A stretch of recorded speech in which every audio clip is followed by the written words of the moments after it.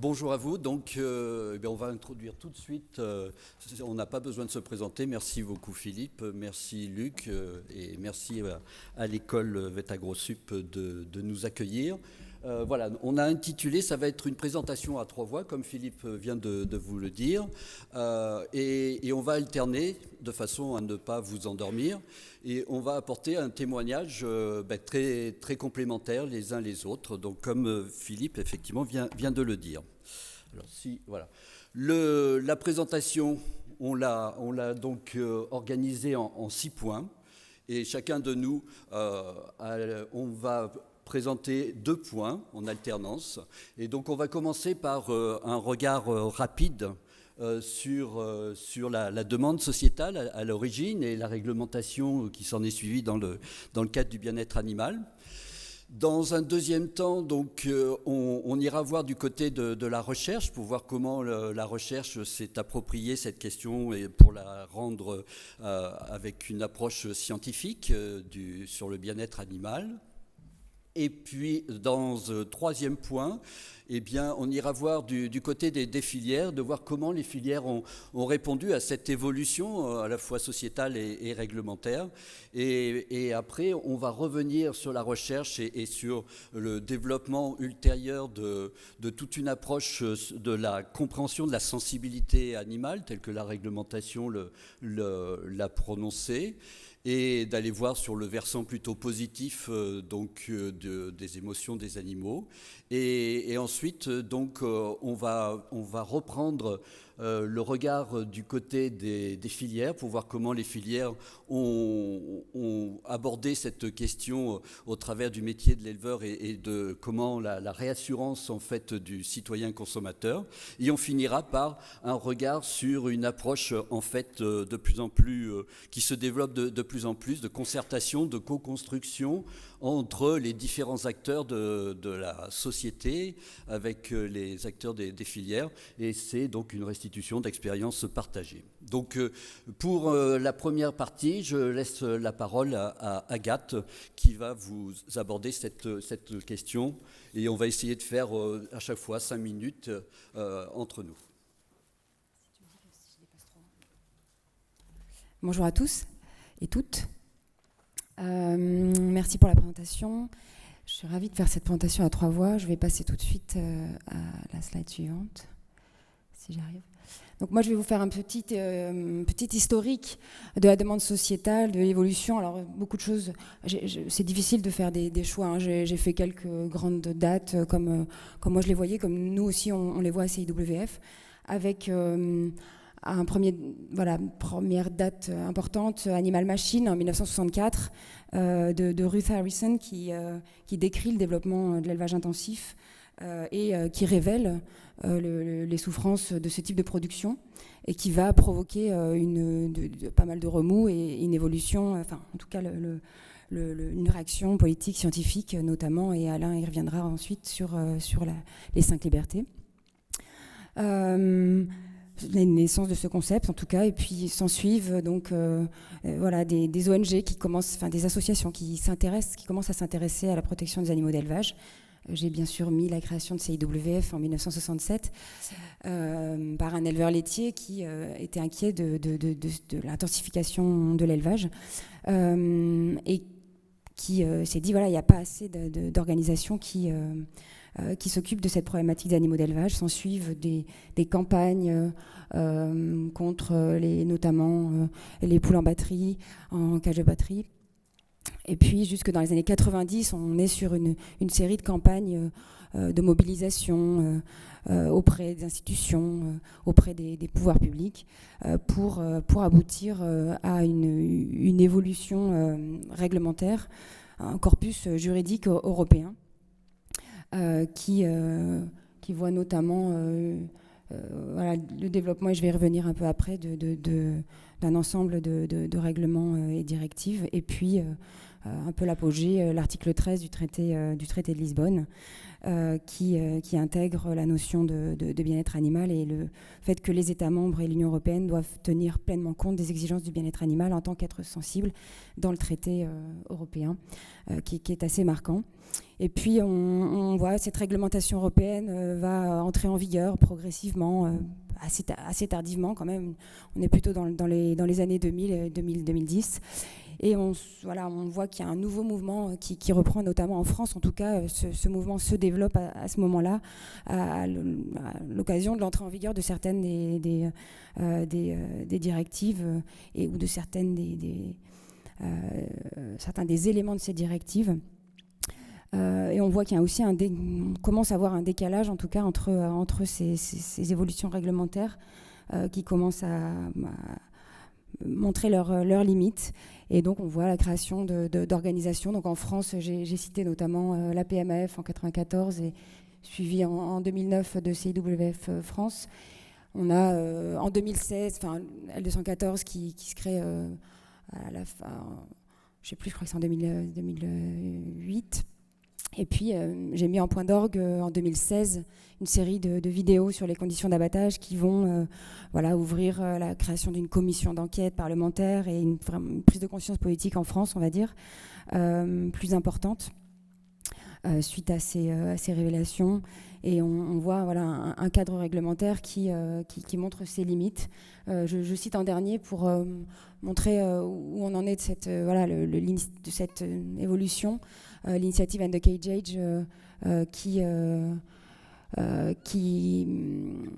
a été portée par un ensemble d'organisations, et j'y reviendrai plus tard pour montrer les limites du cadre réglementaire. Je vais faire un petit point sur les attentes sociétales. Alors ici, je vous présente, j'ai volontairement mis un peu en parallèle la réalité et les attentes sociétales qui sont étudiées depuis un certain nombre d'années en France et qui sont assez constantes et là j'ai pris des chiffres qui pour certains sont assez anciens, et le projet Accept, il sera réévoqué au cours de la journée, qui est toujours assez pertinent alors que ça fait déjà pas mal d'années. On se rend compte qu'on était déjà à des niveaux assez importants on va dire, de décalage entre la réalité et les attentes. Et donc voilà, des sondages qui montrent qu'on a des proportions très importantes de Français qui pensent que par exemple, pour les poulets de chair, ils devraient être mieux protégés. Et la France, c'est une étude de Regroupement Animal qui est portée sur 7 pays européens. Et la France était dans les plus hautes, les résultats les plus importants, les plus élevés, on va dire, les pourcentages les plus élevés. On a les systèmes cage qui sont de plus en plus rejetés. Le projet Accept montrait bien. Accept, c'est un projet qui était porté par les filières. C'est pas un sondage qui a été fait au même titre que les autres. Donc c'est aussi assez intéressant, qui montrait presque 60% des Français non satisfaits des conditions de vie des animaux et de leur bien-être. L'accès au plein air comme étant jugé comme prioritaire pour 60% des Français. Voilà. Je cite ces différents chiffres. Un des plus récents montrait que 93% des Français souhaitent que la législation soit renforcée pour mieux protéger les animaux en 2001. Donc voilà, un petit panorama pour montrer un peu ces différentes attentes sociétales qui ne sont pas une surprise, mais c'est important de le rappeler, de montrer par rapport à une réalité qui n'est pas forcément en adéquation. Je reviens rapidement maintenant sur le cadre réglementaire. Je l'ai évoqué tout à l'heure dans l'historique. On a en France, en 1976, l'article L214 du Code rural qui intègre première notion. Et puis le cadre européen qui est transposé en droit français, qui définit aujourd'hui les bases d'une directive générale en 98 qui ne va pas forcément créer beaucoup de droits, même parce que générale. Puis derrière, des directives plus spécifiques par espèce. Qui ne couvre pas toutes les espèces, qui va couvrir certaines espèces, poules pondeuses, veaux, porcs, poulets de chair, et puis ensuite la question du transport et la question de l'abattage. Je fais juste un petit focus dans ce cadre réglementaire sur le fait que, justement, comme je le citais tout à l'heure, on voit qu'on arrive dans un cadre réglementaire qui n'est pas forcément suffisant, une harmonisation qui n'est pas forcément aujourd'hui suffisante pour répondre à la demande, et on voit que les États membres font le choix de stratégies nationales qui vont du coup diverger. Et j'ai pris l'exemple des cages ici pour montrer que sur les cages poules pondeuses, on va avoir des pays membres de l'Union européenne qui vont adopter des réglementations plus exigeantes, notamment interdire les cages, comme c'est déjà le cas depuis plusieurs années au Luxembourg, en Autriche. L'Allemagne également qui s'est engagée à 2025. Et puis on voit des nouveaux pays, la République tchèque ou la Slovaquie, qui ont décidé de ces interdictions. La France également, sur les nouveaux bâtiments. Voilà, on voit des initiatives qui sont nationales, une certaine hétérogénéité, je ne vais pas tous les citer, sur les truies et les lapins également, qui ont amené la Commission européenne, et c'est notamment suite à l'initiative citoyenne européenne contre les cages, qui a été initiée par Siglouef, mais qui rassemble plus de 170 organisations, qui a amené la Commission européenne à se prononcer et à prendre de nouveaux engagements, qui ne sont pas encore mis en place, mais qui visent notamment, la Commission va faire une proposition de loi dans le cadre de l'évolution réglementaire pour mettre une fin de l'élevage en cage à une échéance 2027. Voilà pour une première partie. Je vais laisser la place à Alain. Merci Agathe. Donc, le deuxième point, c'est en fait pour vous rappeler ou pour vous présenter le fait que la mise en place d'une réglementation spécifique bien-être animal a motivé, a renforcé le développement d'une nouvelle recherche dans le domaine de la compréhension du bien-être animal. Et donc le point de départ, c'est en fait en 64 avec notamment la parution, comme l'a rappelé Agathe, du livre Animal Machine de Ruth Harrison, que le gouvernement britannique avait décidé de mettre en place un comité scientifique présidé par le professeur Brambell, avec donc pour ambition de définir les normes minimales pour le bien-être des animaux dans les conditions de l'élevage. Et donc un an plus tard, ce comité a rendu son rapport et a permis de définir en fait la conception moderne du bien-être animal. Je rappelle juste un extrait de ce rapport qui marque bien les esprits. Le bien-être est un terme large qui embrasse à la fois la condition physique et mentale de l'animal, et toute tentative d'évaluation du bien-être doit en conséquence prendre en considération les connaissances scientifiques qui concernent le ressenti des animaux. En anglais, donc, feelings of animals, que l'on pourra déduire de leur fonctionnement ainsi que de leur comportement. Donc c'est vraiment cette amorce qui a permis de dresser les bases en fait d'une recherche orientée sur le bien-être animal à partir notamment d'une approche comportementale. Et quelques années plus tard, donc à l'issue de ce rapport et de la constitution du comité en fait bien-être animal en Grande-Bretagne, il y a eu la définition multidimensionnelle du bien-être qui donne en fait un objectif opérationnel pour l'évaluation du bien-être.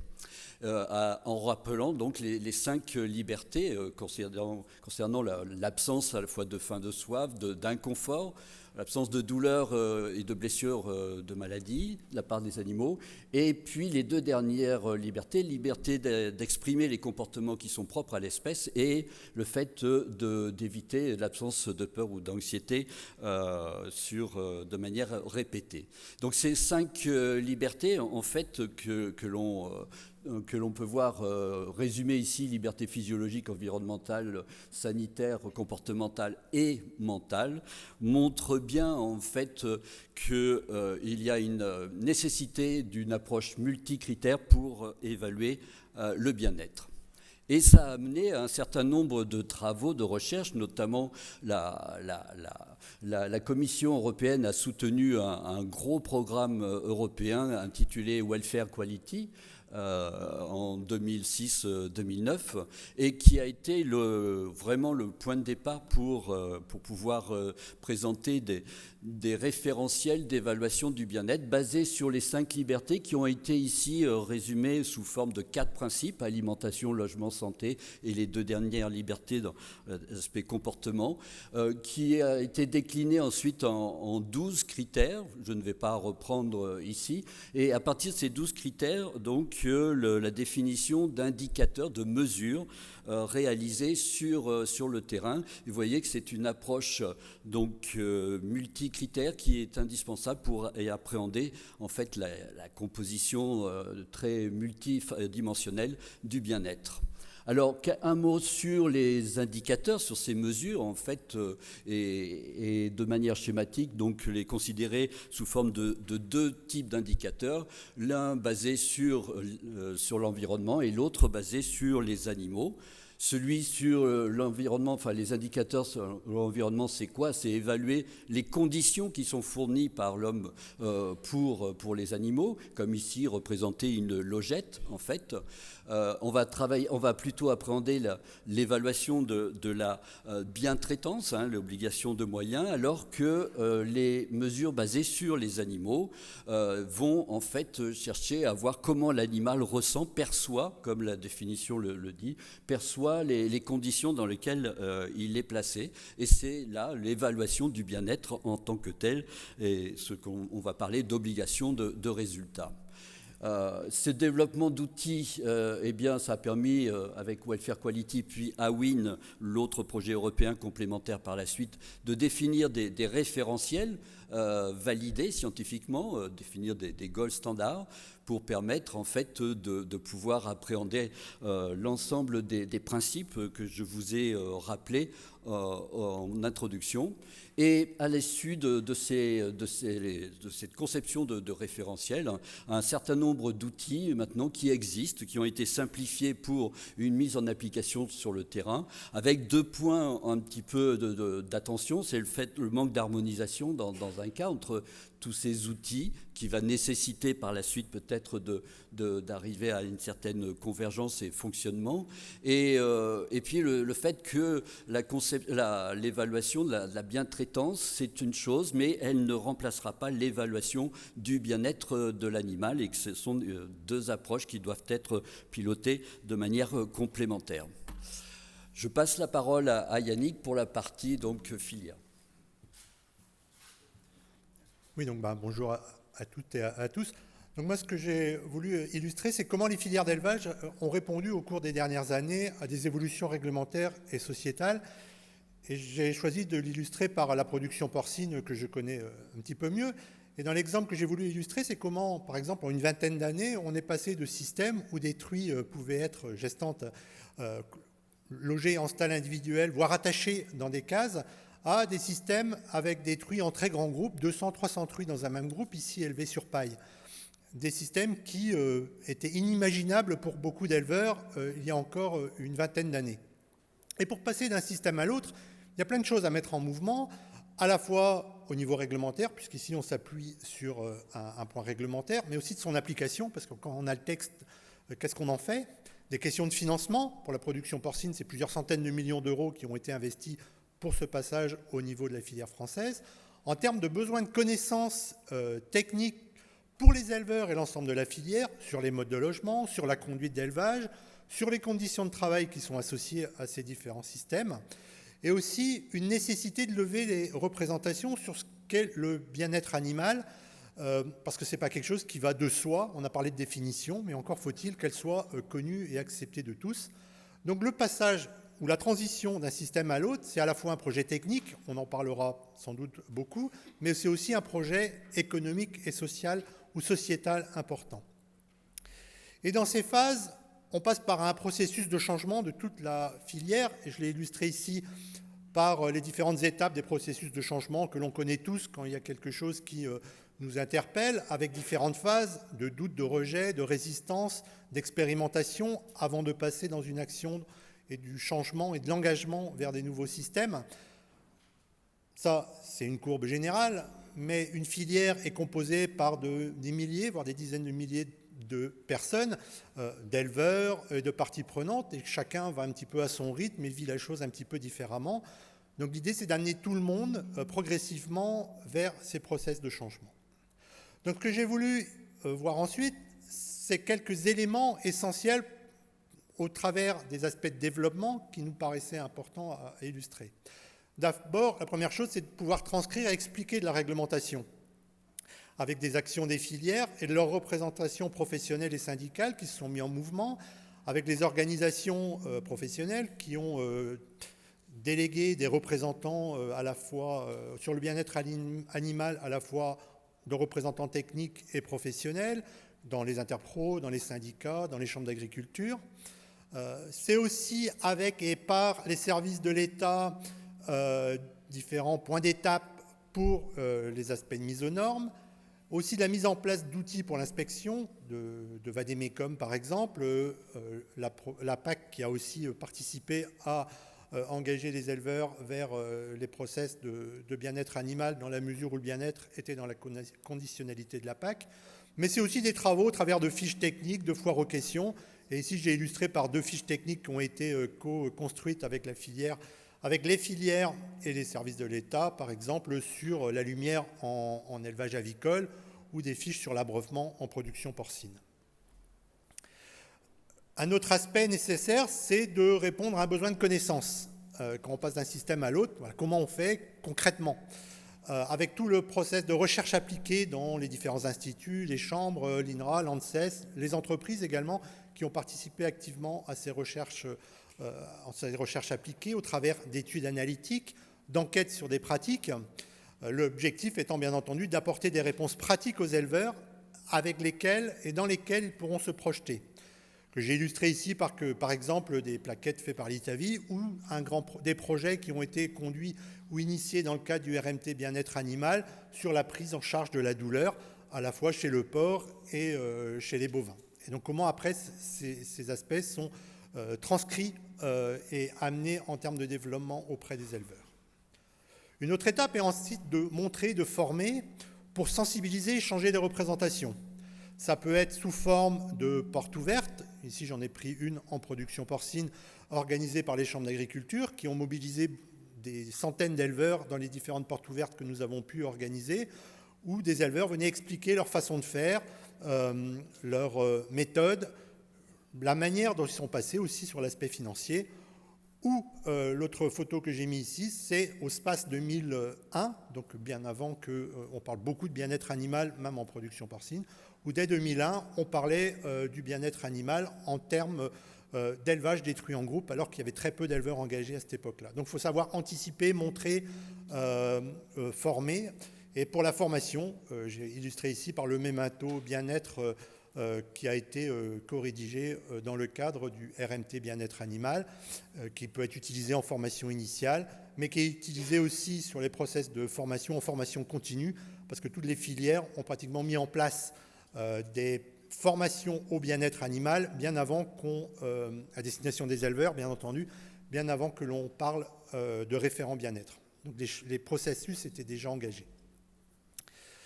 Et dernier point, c'est l'accompagnement technique et financier. Tout à l'heure, j'ai cité quelques centaines de millions d'euros à investir, ce qui est une réalité. Donc, au travers de l'accompagnement technique qui est fait par les coopératives, par les équipementiers, par des collègues aussi des chambres d'agriculture que je citerai ici.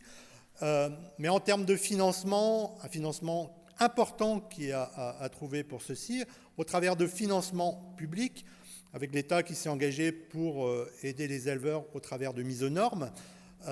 Mais plus récemment, par exemple, pour le plan de relance l'année dernière, qui demandait d'aller plus loin que des aspects réglementaires. Donc il y a aussi un financement public qui permet finalement cette transition, mais aussi un financement privé, les éleveurs au premier plan au travers des emprunts bancaires qu'ils peuvent faire, mais aussi de démarches commerciales qui peuvent être mises en place dans des entreprises.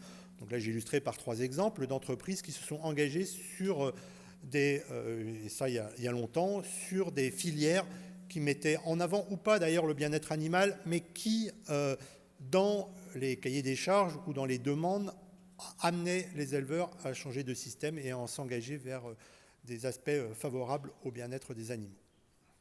Donc je vais redonner la parole à Alain. Merci.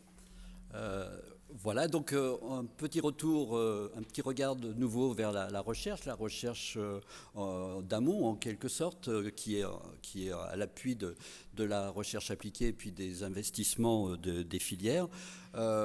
Pour rappeler, en fait, après s'être investi dans la définition donc, de protocoles d'évaluation du bien-être, s'être intéressé essentiellement sur la partie sur versant stress, donc versant négatif du bien-être animal. La recherche s'est employée à définir, en fait, à mieux définir le concept de sensibilité tel que celui-ci avait été défini notamment au niveau de la réglementation européenne, donc je ne leur parle pas plus puisque donc Agathe en avait parlé, l'animal comme être sensible, et en France la déclinaison, comme Agathe l'a rappelé, de la loi du 10 juillet 1976, donc l'article L214, hein, tout animal étant un être sensible, et qui a été plus récemment introduit dans le Code civil avec une ambition d'harmoniser l'ensemble des codes au niveau français. Et c'est la fameuse loi du 16 février 2015, l'article 515-14, donc déclarant que les animaux sont des êtres vivants doués de sensibilité. Et bon, c'est vrai les attentions qu'il faut porter, c'est que le terme de sensibilité n'est pas défini par le législateur, et qu'une méconnaissance de cette dimension biologique de la sensibilité des animaux peut entraîner des interprétations, en fait des fausses interprétations, voire anthropomorphiques, et que d'un point de vue recherche, il était nécessaire de mieux appréhender cette notion de la sensibilité. Alors, qu'est-ce qu'on entend par la sensibilité ? Il y a deux dimensions. Une première dimension qui est strictement sensorielle, qui veut dire qu'il peut éprouver des sensations. Et là, donc juste une référence à Claude Bernard. Vous voyez, c'est très ancien, où tout être vivant est considéré comme sensible, même les végétaux. Et une deuxième dimension de la sensibilité, que l'on dit une dimension plutôt psychique, capable de ressentir des émotions, c'est la notion de sentience en anglais. Et je replace ici une référence à Raphaël Larère qui définit la sensibilité, c'est cette capacité à ressentir les états mentaux comme la douleur, le plaisir, la souffrance, voire la satisfaction commune aux hommes et, je dirais, aux autres animaux. Deux éléments majeurs en fait au cours des 12 dernières années, c'est en fait le montage de deux expertises collectives, d'expertises scientifiques collectives, qui sont en fait l'émanation d'un certain nombre d'experts de différentes disciplines qui planchent sur une question posée.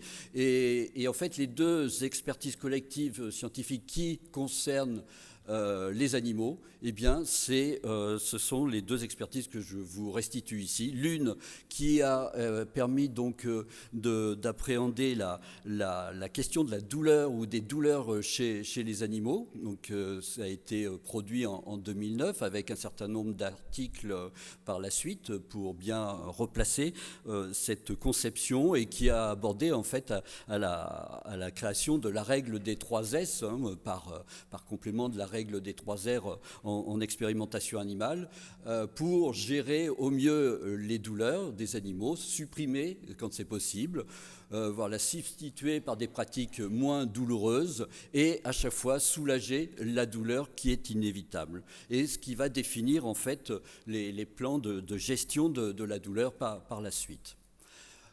Deuxième expertise collective, ça a été celle portant sur le concept de conscience chez les animaux. Qui dit sensibilité animale dit être capable d'avoir une propre connaissance de ses ressentis. Donc la conscience, dans le cadre de cette expertise, a été définie comme étant l'expérience subjective, voire phénoménale, que l'individu a à la fois de son environnement, de son propre corps aussi, et voire même de ses propres connaissances, savoir jusqu'où l'individu est capable d'appréhender et de contrôler. Et donc c'est cette question qui a permis d'être débattue dans le cadre de cette expertise. La conscience, c'est une propriété psychique fondamentale des animaux et qui est à l'origine et au cœur même de leur capacité d'adaptation. Et elle va conditionner en fait la façon dont l'animal est capable de ressentir, d'appréhender la situation à laquelle il fait face, et donc de son bien-être. Alors justement, la reconnaissance d'une sensibilité émotionnelle chez les animaux a modifié au cours du temps la conception qu'on en avait du bien-être animal. Ainsi, assurer une bonne santé, un bon logement, un niveau de production satisfaisant est certes nécessaire, on est bien dans la bientraitance, mais non suffisant, et il est de plus en plus impératif de se soucier ressenti émotionnel de l'animal, d'appréhender ce ressenti. Et ça a amené en fait l'ANSES en 2018 à proposer une définition réactualisée en quelque sorte du bien-être qui est présentée ici comme étant l'état mental et physique positif lié à la satisfaction des besoins physiologiques et comportementaux de l'individu ainsi que de ses attentes. Et, chose importante, cet état n'est pas statique, cet état varie en fonction de la perception qu'il peut avoir de la situation. On voit bien que l'évaluation de la qualité de vie, du bien-être des animaux doit prendre en compte la dimension temporelle, en plus de la partie sensibilité, la dimension sensibilité. Et cette définition fait certes consensus dans la communauté scientifique, mais nécessite au jour d'aujourd'hui d'approfondir cette appropriation par toutes les parties prenantes. Et enfin, donc une ouverture aussi sur les démarches actuelles de la recherche en termes d'aller vers le versant positif du concept de bien-être animal avec la notion d'enrichissement qui consiste à concevoir des systèmes d'élevage qui vont répondre de mieux en mieux aux besoins et aux attentes des animaux. Et juste pour symboliser diverses stratégies d'enrichissement qui vont permettre de réduire les expressions de comportements inadaptés et surtout de stimuler le ressenti positif des animaux. C'est via l'enrichissement social, social intraspécifique entre les congénères, mais aussi dans le cas de la relation avec l'éleveur. C'est réfléchir sur les aménagements adéquats et répondant mieux aux besoins physiologiques et surtout comportementaux des animaux. Et puis aussi, c'est un enrichissement qu'on peut appeler cognitif, c'est-à-dire occupationnel, en quelque sorte, c'est faire en sorte que l'animal est actif, a un certain contrôle sur son environnement, et ceci donc permettant d'enrichir en quelque sorte l'environnement de l'élevage. Voilà, je voulais vous brosser rapidement ces objectifs et ces hypothèses de travail maintenant qui motivent la recherche. Et je repasse la parole donc à mon collègue pour revenir sur effectivement les initiatives dans les filières. Donc au terme d'initiatives de filières, donc dans le court et le moyen terme, je voudrais illustrer d'abord par quels sont les critères de choix du futur métier d'éleveur suite à une enquête qui a été réalisée par les chambres d'agriculture de Bretagne auprès d'établissements d'enseignement. Et on voit que pour plus de 60% des élèves dans les établissements d'enseignement, le bien-être animal est essentiel pour leur avenir, pour leur futur métier. Que ce soit en termes d'attractivité du métier, et c'est une question du bien-être animal qu'on va retrouver surtout pour les filles et pour les élèves non issus du milieu agricole. Donc, c'est une caractéristique importante. Donc, c'est tous les futurs éleveurs, tous les futurs techniciens, tous les futurs opérateurs en fait dans les élevages et dans les filières qui sont aujourd'hui en enseignement et qui sont très en attente de ces questions de bien-être. L'autre question, c'est de pouvoir donner du sens et de communiquer sur le métier en mettant l'animal et l'humain au centre de la communication, de la formation et aussi des pratiques, que j'ai illustrées ici très rapidement par quelques plaquettes qui ont été réalisées, que ce soit par la coopération agricole ou par des syndicats, mais c'est aussi de la communication individuelle d'éleveurs pour parler de leur métier, de leur façon de faire, de leur relation à l'animal, qui peuvent prendre la forme, par exemple, de communication sur des médias sociaux comme Twitter. La prise en compte des conditions de travail des éleveurs est quelque chose qui ressort de plus en plus aussi comme des attentes très fortes en termes de temps, de pénibilité au travail, en mettant en avant la spécificité du métier d'éleveur qui est la relation à l'animal. Et là, je l'ai illustré par un travail qui a été conduit dans le cadre d'un projet CASDAR, initié aussi en réflexion au niveau du RMT bien-être animal, sur un travail qui s'appelait Rapport sur la relation homme-animal en élevage porcin, dont l'objectif était de créer des manettes pédagogiques pour parler et de former à la relation à l'animal en élevage. Et enfin, cette relation à l'animal est au cœur aussi de notre réflexion dans le RMT One Welfare, où l'on va traiter de l'interdépendance du bien-être de l'animal et du bien-être de l'éleveur, les deux étant très fortement connectés on ne fera pas l'un sans l'autre. Le deuxième point est de pouvoir rassurer, c'est-à-dire de redonner confiance aux consommateurs et aux citoyens sur ce qui se passe en élevage, au travers du changement de certaines pratiques d'élevage, notamment les pratiques les plus controversées. On peut parler de la douleur, par exemple, avec ce que j'ai illustré dans la première partie de mon propos. Nécessité aussi d'améliorer l'information sur ce qui se fait, d'adapter des cahiers des charges au niveau des filières, ou d'intégrer le bien-être animal dans des chartes qualité avec des démarches interprofessionnelles qui sont prises dans toutes les espèces. Je l'ai cité ici, la charte des bonnes pratiques d'élevage en élevage bovin qui intègre les questions de bien-être animal, mais c'est aussi la charte en bien-être équin qui montre bien que toutes les filières aujourd'hui sont concernées par ces questions de bien-être, avec des filières qui s'en saisissent et qui en font des outils de travaux auprès des éleveurs et qui intègrent toutes des démarches d'évaluation du bien-être animal, parfois simplifiées par rapport à ce qu'a expliqué Alain tout à l'heure avec Welfare Quality, mais qui sont là dans les démarches interprofessionnelles. L'objectif étant d'attester la réalité dans les élevages et de pouvoir communiquer, de témoigner sur ce qui se fait en pratique. Alors comment on est en train de passer progressivement dans les filières du bien-être animal vu d'abord comme une contrainte avec un très fort volet réglementaire dans certaines filières, à un bien-être animal qui est une opportunité pour l'avenir, qui devient un critère de résilience dans les élevages, d'abord en termes d'acceptabilité de l'élevage en France, quand on voit tous les questionnements qui sont posés sur certaines méthodes d'élevage, il semble nécessaire d'intégrer cette question du bien-être à l'avenir de l'élevage en général, mais qui se pose aussi en termes de questions d'accès au marché de point de vue très général, mais aussi à des segments particuliers, lorsqu'il y a des démarches en termes de bien-être animal sur certains modes de logement ou de conduite. Mais c'est aussi un critère de fragilité en termes de coûts d'investissement nécessaires et de différentiel à l'international. Je l'ai cité tout à l'heure, les millions d'euros qui sont investis par les différentes filières pour passer de l'un à l'autre, il faut bien pouvoir les financer à un moment ou à un autre. Donc il faut qu'il y ait un engagement de tous, et notamment des consommateurs. Et la nécessité aussi d'avoir de la perspective et d'avoir un engagement dans la durée, parce que les investissements qui sont faits, les transitions qui sont faites ne s'amortissent pas en un temps court, mais plutôt dans un temps long. Donc je vais laisser la parole à Agathe pour terminer cette présentation. Merci. Et donc moi je vais prendre le relais justement de cette bien-être animal contrainte qui passe d'une contrainte à une opportunité en montrant des exemples d'expériences partagées pour concilier élevage et société. Je vais essayer d'aller vite parce que je crois qu'on est assez en retard.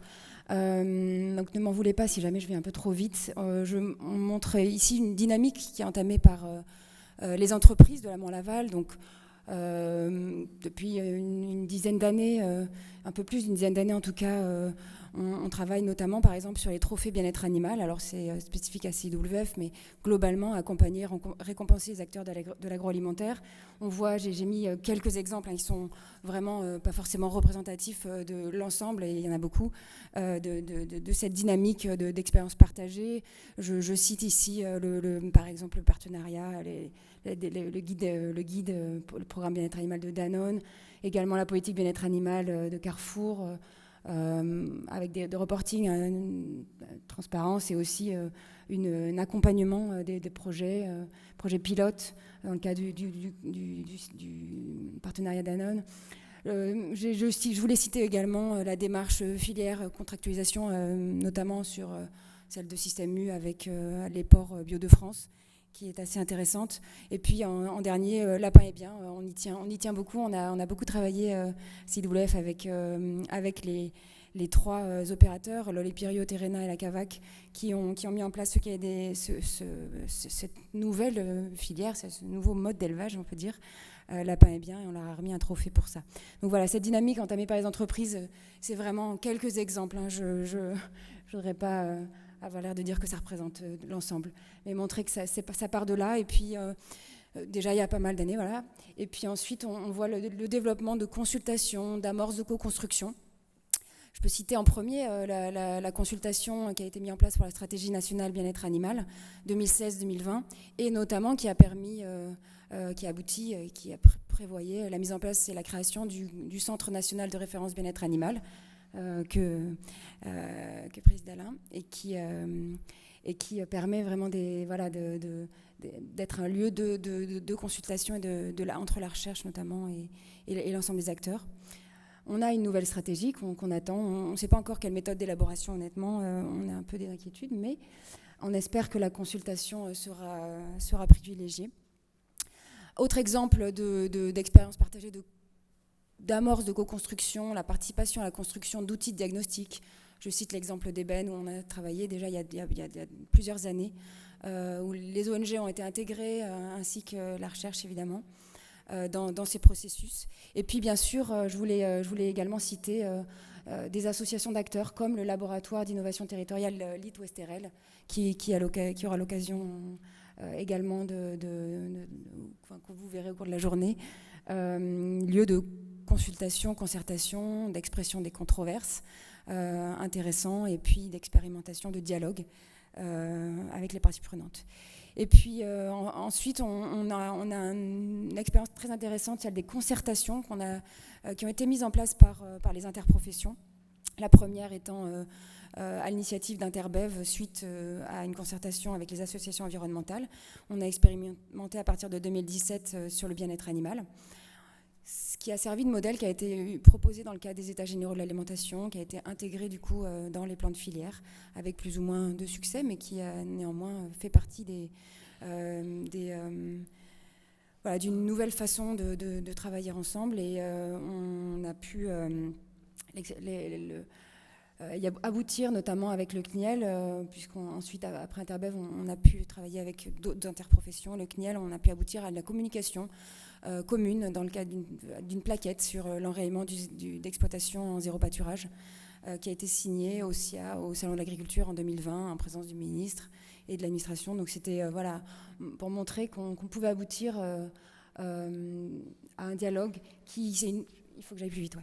Un lieu d'échange, de découverte, de confiance qui aboutit pas forcément, mais qui il va vraiment enclencher des discussions, permettre de sortir des postures, beaucoup d'exemples intéressants. Et puis je finis très très rapidement sur, bien sûr, aller plus loin. On développe des leviers communs. Et l'exemple de l'étiquetage, je ne vais peut-être pas revenir complètement dans le détail, il en sera question pas mal aujourd'hui, en tout cas on l'espère bien. De pouvoir transformer le déclaratif du consommateur qui dit souvent qu'il veut améliorer le bien-être animal, mais qui ne le transforme pas toujours dans les actes d'achat. L'étiquetage a pour but de lui permettre de transformer ce déclaratif pour valoriser des démarches de progrès, soutenir des modèles d'élevage plus vertueux. Les deux vont ensemble. J'ai cité l'exemple de l'étiquette bien-être animal qu'on porte avec Casino, avec le groupe Casino, et puis ensuite qui s'est élargi à de nombreux acteurs, bien sûr, qui sont très impliqués, et de nombreux sont là aujourd'hui. C'est super de pouvoir se retrouver d'ailleurs, en vrai.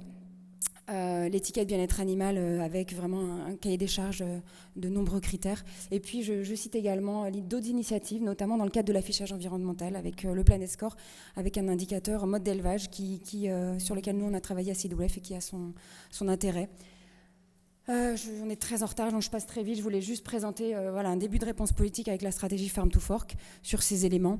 Et puis en conclusion, rappeler que on a fait cette démarche à 3 voies pour montrer que justement l'appréhension du bien-être animal aujourd'hui elle est partagée, elle est co-construite, on échange beaucoup, on aboutit après les efforts d'appropriation à vraiment des actions partagées, que le bien-être animal c'est une composante de la durabilité, on doit la placer dans une optique de transition agroécologique, qu'elle fait partie de la nécessité pour anticiper les évolutions et finalement elle est nécessaire, une condition pour permettre un avenir serein à l'élevage, et avec ces dynamiques qu'on a pu citer, attentes sociétales, de la science et des pratiques d'élevage concrètes.